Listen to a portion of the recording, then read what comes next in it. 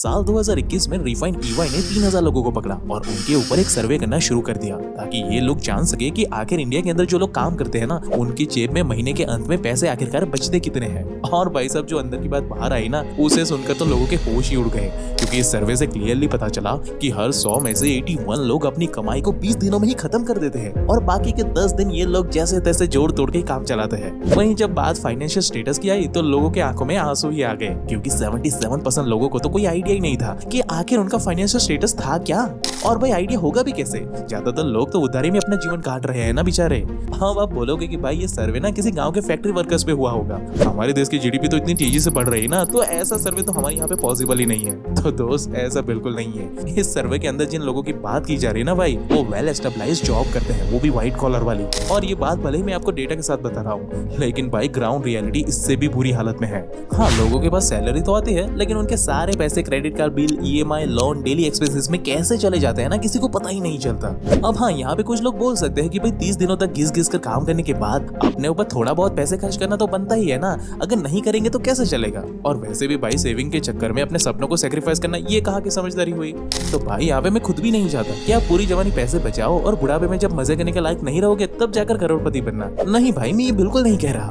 इसलिए भाई आज मैं आपको बिना अपना मन मारे सेविंग करने के कुछ ऐसे तरीके बताने वाला हूँ, जिससे कि भाई आप अपने जवानी में ही सारे मजे लूट पाओ, वो भी 100% प्रूफ एंड एविडेंस के साथ। बस आप मेरे साथ वीडियो के अंत तक बने रहे। So hey beautiful people, welcome to Fundoo programming. मैं हूँ आपका दोस्त फंडू बॉय। अब दोस्तों, आगे बढ़ने से पहले हमें जल्दी से सब्सक्राइब कर लो, क्योंकि सेल्फ इंप्रूवमेंट की ऊपर की नॉलेज तो सभी लोग देते हैं, लेकिन पर्दे के पीछे की सच्चाई हम ही लोग आपको बताते हैं, वो भी proper scientific proof and evidence के साथ। इसलिए जल्दी से सब्सक्राइब कर लो। अब जैसे कि अभी हाल ही में RBI ने 214 पेजेस का एक डॉक्यूमेंट पब्लिश किया, जहां उन्होंने भाई लोगों के फाइनेंशियल स्टेटस को अच्छे से एक्सप्लेन किया। जहां RBI ने ये क्लियरली बताया कि एक जमाने में लोग अपने अकाउंट में हर महीने कुछ पैसे सेव किया करते थे, लेकिन भाई वहीं आज हालत ये हो गई है ना कि लोगों के पास हर महीने के अंत में कुछ बचता ही नहीं है। और ऐसा क्यों होता है, उसे एक्सप्लेन करते हुए फाइनेंस मिनिस्टर खुद भाई ये बताते हैं कि लोग अपने पैसे को सेव नहीं करते, बल्कि वो लोग सारे पैसों को अलग अलग फिजिकल एसेट जैसे कि ब्रांडेड कपड़े, फोन, शूज, घड़ियां जैसी चीजें खरीदने में खर्च कर देते हैं, जिसकी वजह से लोगों के पास अच्छी खासी इनकम होने के बाद भी उनके पास एक रुपया भी नहीं बचता। देखो भाई, मैं फिर से यहाँ पे बता रहा हूँ कि मैं ये बिल्कुल नहीं कह रहा हूँ कि आईफोन या कोई ब्रांडेड सामान खरीदो ही मत। नहीं दोस्त, खरीदो, लेकिन इन लग्जरी प्रोडक्ट के ऊपर बैंक के सारे पैसे उड़ा देना, ये कहाँ की समझदारी हुई। यहाँ पे लोग EMI पर लग्जरी प्रोडक्ट उठा तो लेते हैं, लेकिन फिर सालों तक उस प्रोडक्ट के लिए बैंक की गुलाम बनकर रह जाते हैं। जैसे कि आईफोन 15 के बेस मॉडल की कीमत है 72 या 73,000 रुपीज के आसपास, जिसे अगर आप अभी हाल ही में EMI पे उठा लेते हो ना, तो उसके लिए आपको हर महीने देने होंगे 6,903 रुपीज, वो भी पूरे 12 महीने तक। यानी कि एक तरीके से आप देखोगे ना भाई, तो इस प्रोडक्ट की वजह से आप बैंक के बंधुआ मजदूर बन चुके हो, जिसके पास मजदूरी छोड़ने का कोई ऑप्शन मौजूद नहीं है। साथ ही भाई डरावनी बात यह है कि 6,903 रुपीज की EMI की वजह से साल का अमाउंट हो जाता है 82,834 रुपीज, जिससे कि भाई बैंक तो बड़ी ही चालाकी से बैठे बिठाए अपनी जेब भर लेता है, लेकिन एक आम इंसान इसी बेवकूफी की वजह से इस चक्रव्यूह में जिंदगी भर के लिए फंस जाता है। और भाई ये बात कोई मैं अपने मन से नहीं बता रहा हूँ, बल्कि 2013 में हुई एक सर्वे रिपोर्ट के अंदर 55% लोगों ने खुद ये कबूला है कि उन्हें लगता है कि अगर वो ब्रांडेड चीजें खरीदेंगे ना,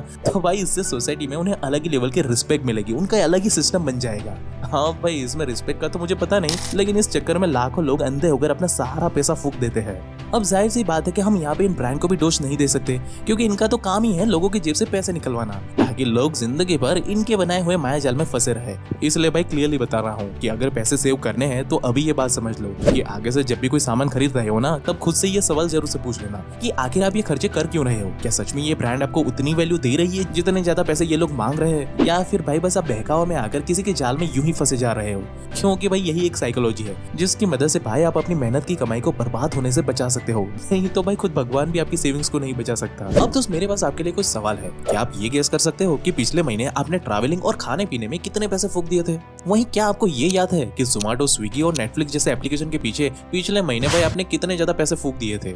अब अगर आपके पास इन सारे सवालों का कोई भी जवाब नहीं है ना, तो भाई यहाँ पे काम आता है अकाउंटिंग। अब मैं अगर अपना खुद का एक्सपीरियंस बताऊं ना, तो मुझे भाई यही लगता था कि हर महीने में सबसे ज्यादा खर्च अपने बाहर के खाने पीने में करता हूँ, और इसलिए मैं अपने इसी हैबिट को फिक्स करके पैसे बचाने की नाकाम कोशिशें करता रहा कुछ महीनों से।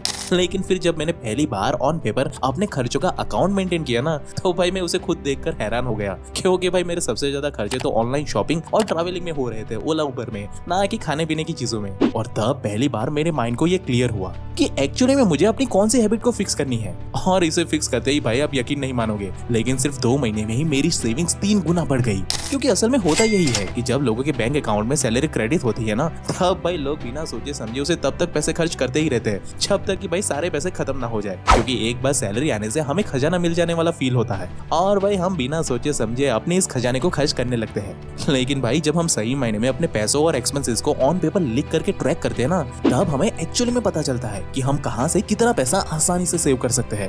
अब अगर आप ये सोच रहे होगे ना कि भाई अकाउंटिंग वगैरह ना करने से कौन सा बड़ा तूफान आ जाएगा, तो दोस्त 2020 में हुई एक सर्वे रिपोर्ट के मुताबिक जब लोगों ने एक्चुअली में बजटिंग एंड अकाउंटिंग को प्रैक्टिकली परफॉर्म करना शुरू किया ना भाई, तब ना सिर्फ लोगों ने अपना काफी सारा पैसा सेव किया, बल्कि 77% लोगों ने तो भाई छाती ठोक कर ये कहा कि काश उन्हें ये तरीका पहले पता होता तो आज उनके पास एक मोटा तगड़ा पैसा जमा हुआ होता।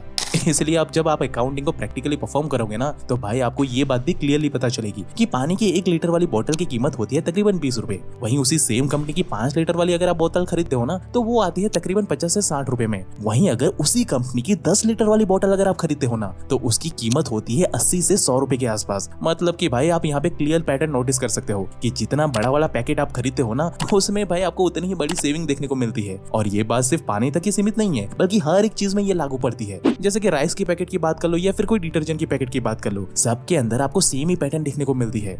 और भाई इसी बात को समझाने के लिए यूके के बल्क इज ग्रीन काउंसिल नाम की ऑर्गेनाइजेशन हर साल 11 से 17 अक्टूबर तक एनुअल बल्क फूड सेलिब्रेट करते हैं, जहां ये पूरी दुनिया को ये एक्सप्लेन करते हैं कि कैसे आप हर रोज इस्तेमाल करने वाली चीजों को इकट्ठा बड़े वाले पैकेट में खरीद कर कैसे अपना मोटा तगड़ा पैसा सेव कर सकते हो। वहीं अगर हम इंडिया की बात करें ना, तो कुछ समय पहले फोन पे ने अपने वेबसाइट पर एक रिपोर्ट होस्ट की थी, जहां भाई उन्होंने अपने डेटा के मुताबिक क्लियरली ये बताया था कि भारत के अंदर लोग अपनी महीने की कमाई का करीब 25 से 30% पैसा सिर्फ और सिर्फ अपनी डेली की जरूरत में ही खर्च कर देते हैं, जिसका प्रमाण आप अभी स्क्रीन पर भी देख सकते हो।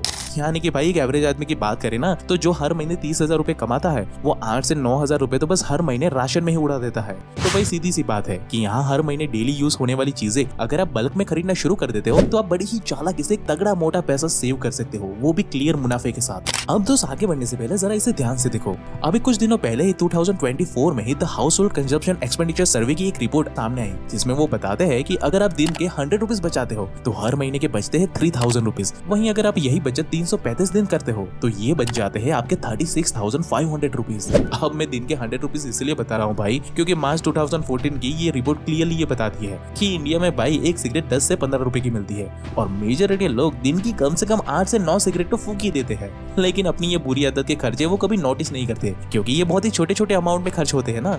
लेकिन भाई जब ये महीने के अंत में कैलकुलेट होते हैं ना, तब ये बहुत ही बड़ी रकम बन जाती है। अब आप बोलोगे कि भाई जो लोग ये सब नहीं करते, वो कौन सा पैसा बचा करके अंबानी बन गए हैं, वो भी तो हमारी तरह आम जिंदगी गुजार रहे हैं ना, और वो भी मर मर के पैसे बचा रहे हैं। तो भाई ये लॉजिक सुनने में ठीक जरूर लगता है, लेकिन ये बात उतनी लॉजिकल नहीं है, क्योंकि सिगरेट ना पीने वाले लोग भले ही ज्यादा पैसे सेव नहीं कर पा रहे हो हर महीने, लेकिन वो एटलीस्ट अपनी हेल्थ तो खराब नहीं कर रहे हैं ना, जो कि इवेंचुअली हम सबके लिए बहुत बड़ा एसेट है भाई। और अगर किसी इंसान ने इन बुरी आदतों को छोड़कर अपने पैसों को सही से सेव करके इन्वेस्ट कर लिया ना भाई, तब ज्यादा ना सही, लेकिन यही 36,500 को एफडी में रख दिया भाई ने, तो भाई यही रकम 10 साल के बाद आपको 80,593 रुपीज बनकर मिलेगी। यानी कि हेल्थ भी चंगी और वेल्थ भी चंगी। क्योंकि भाई इसका एक लॉजिकल रीजन ये भी है कि 2010 में एक इंसान का पूरे महीने का मोबाइल रिचार्ज 50 से 100 रुपए में हो जाता था। वहीं आज इस प्राइस में एक छोटा सा मोबाइल रिचार्ज भी होना मुश्किल हो जाता है। वहीं भाई 2010 में 100 रुपए में 2 लीटर पेट्रोल आ जाता था, वहीं आज उसी 100 रुपए में 1 लीटर पेट्रोल आना भी मुश्किल होता जा रहा है। जिसका मतलब हुआ भाई कि इन्फ्लेशन की वजह से हर साल पैसे की औकात समय के साथ साथ कम होती जा रही है, क्योंकि महंगाई इतनी ज्यादा बढ़ रही है ना। और ये कोई नई बात नहीं है, ये हमेशा से होता आ रहा है और आगे भी ऐसा होता ही रहेगा। और भाई सरकार कुछ भी बता ले, लेकिन ये चीज हम चाहकर भी कभी रोक ही नहीं सकते। इसलिए भाई यहाँ पे सिर्फ पैसे सेव करने से काम नहीं होगा, क्योंकि भाई अगर आपने अपने पैसों को सही जगह पे इन्वेस्ट करके उसे बैठे बिठाए ग्रो नहीं किया ना, तो भाई आपकी ये सारी सेविंग्स को ये इन्फ्लेशन का राक्षस कच्चा चबा जाएगा। इसलिए भाई इस चक्रव्यूह से बाहर निकलने के लिए समझदार लोग अपने सेविंग के पैसों को बैंक में रखने के बजाय स्टॉक मार्केट, म्यूचुअल फंड या इंडेक्स फंड में इन्वेस्ट कर देते हैं। और आज तो ये चीज आप घर बैठे बैठे 100 रुपए से भी स्टार्ट कर सकते हो, जो कि ना सिर्फ आपके पैसों को सेव करेगा बल्कि समय के साथ साथ आपके पैसों को 2 से 3 गुना भी बढ़ा देगा। अब ये सब सुनकर आपके दिमाग में एक सवाल तो जरूर से आ रहा होगा कि भाई हमें ये तो समझ में आ गया कि हम पैसों को कैसे सेव कर सकते हैं और इन्वेस्ट करके उसे कैसे डबल भी कर सकते हैं, लेकिन भाई हमें ये तो बता दो कि हम पैसे कमाने की शुरुआत आखिर कहाँ से करें। हमारे पास तो अभी कुछ भी नहीं है, हम एकदम जीरो से शुरू करके आखिर पैसे कैसे कमा सकते हैं। तो भाई आपके इन सारे सवालों के जवाब आपको इस लेफ्ट वाली वीडियो में मिल जाएंगे, जहाँ पे हमने हर एक प्रोसेस को प्रैक्टिकली एक्सप्लेन किया है। बाकी आपको हमारी वीडियो कैसे लगी वो हमें कमेंट करके जरूर से बताना, और ऐसे ही लाइफ चेंजिंग वीडियोस हर हफ्ते देखने के लिए हमारे चैनल को भाई अभी सब्सक्राइब करें। And at last, thank you for watching guys.